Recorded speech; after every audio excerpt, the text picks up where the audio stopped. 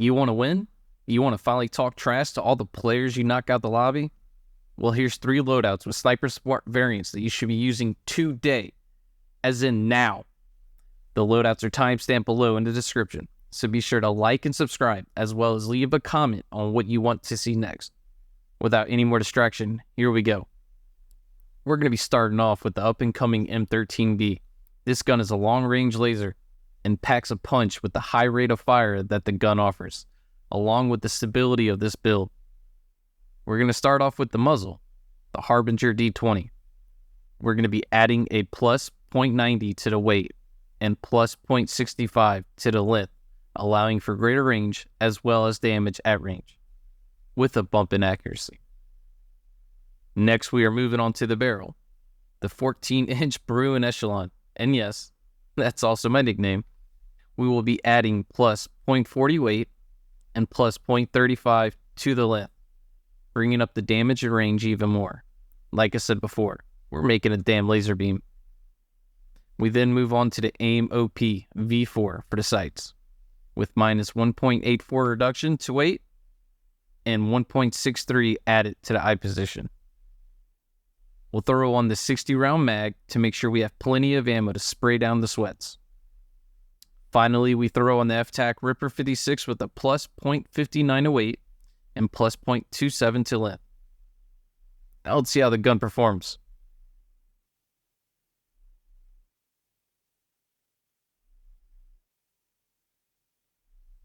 Pretty damn good, I'd say. Now onto the recoil patterns. As you can tell, this gun has a slight but very easy to manage pull to the left as it travels on upwards. A very easy recoil pattern to manipulate. Now we move on to the close and personal variant for the M13B. This variant loses a lot of damage at range, but makes up for it in mobility. Same goes for the other variants that I'll be showing today. We'll be adding the VLK Kill Loss Flash Hider with minus 0.68 to weight and a plus 0.36 to the length. This is where the range starts to fall off drastically, but we are able to stay hidden better when we are up high sniping. Next is going to be the Cronen Mini Pro with a minus 2.32 to the weight and a plus 2.25 to the eye position.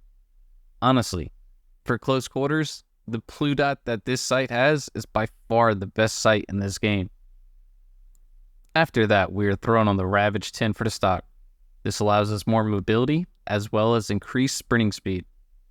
We are going minus 2.97 for the weight and minus 2.09 to the length.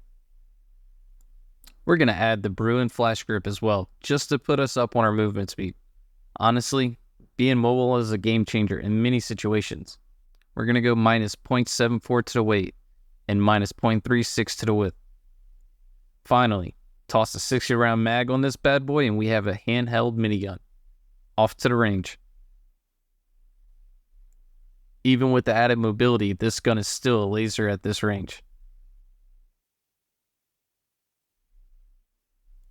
Now for the recoil. This gun shoots fairly the same, but does bounce a lot to the left and right. So just keep that in mind.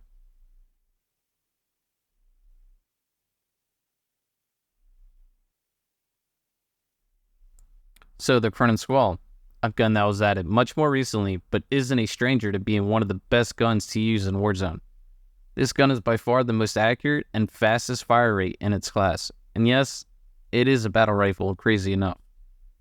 That being said, adding the SA Leveler 55 for the muzzle with a plus 0.67 to weight and plus 0.29 to length, we increase the recoil control in this gun to unimaginable levels. The barrel we use today is the HR 6.8 barrel. We'll be sacrificing some of our mobility for damage output. We use plus 0.42 to weight and plus 0.22 to the length. Next is the AIM OP V4. Yes, there is a pattern here, with minus 2.23 weight and plus 1.63 to eye position. The usual FTAC Ripper 56 for underbarrel, with plus 0.57 weight and plus 0.27 to the length. We'll then throw a 50-round drum on and call this one done.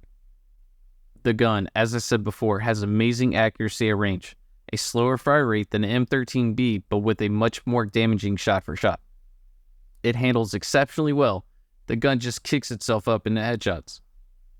Now for the recoil, the gun pulls hard to the left about midway through the drum, but the bullets are tightly packed together, making it still somewhat predictable. Now for the mobile or sniper support Cronen Squall for those close-up and personal battles. We're going to throw on the 8-point flash hider for the muzzle with a minus 0.58 to the weight and a plus 0.26 to the length. Now we're going to use an FSS OLEV laser for those close-up and personal battles, increasing our hipfire accuracy with the minus 0.32 to weight and a minus 41.13 zeroing distance. The Cronen Mini Pro again, since yes, as I've said, one of the best sights in the game, with minus 2.32 weight and a plus 2.25 eye position. Now for the rear grip, we are using a Phantom grip with minus 0.74 weight and minus 0.30 to the width. This will allow us to scope in for our faster engagements.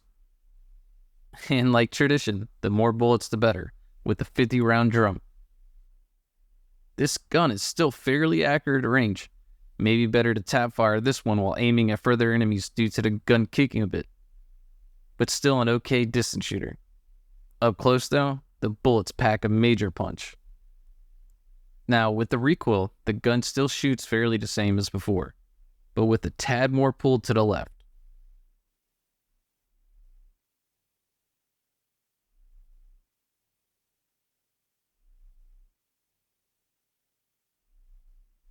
Now on to one of my personal favorites, the Lachmann submachine gun.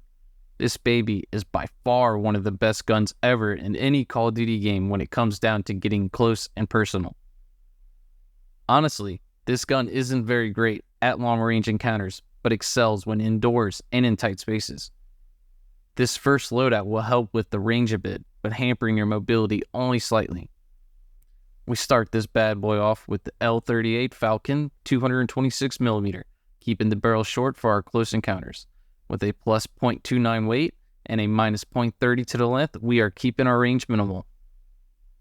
Next, we have the VLK Laser 7mm with minus 0.31 weight and minus 21.39 zeroing distance. The only downfall to this is our laser being able to be seen by other players, a sacrifice we're willing to take. Accompanied by the FT Mobile stock with a minus 3.61 weight and minus 1.24 length, we are staying on the mobile side of things. We use the 9mm hollow points with plus 0.50 weight and plus 6.97 load for more crippling power up close. We rounded off with the 40-round mag. This gun is by no means something to use at range. You're honestly better off with a Pila rocket at distance. But close to medium range, this gun domes enemies like no one's business. The recoil, though, is honestly uncontrollable at this point. The gun is just very good at close range and excels well at it, but not much else.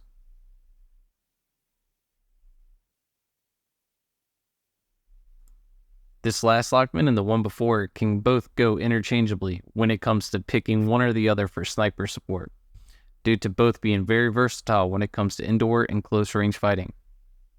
We start this one off with the XRX Sandstorm, tuning it to a plus 0.46 to weight and a plus 0.24 to length. We then throw on an F-Tac M Sub 12-inch with plus 0.24 weight and plus 0.27 length for a little bit more control. We throw the Cronen Mini Dot on this. Honestly, you already know why. With minus 1.74 weight and plus 2.23 eye position.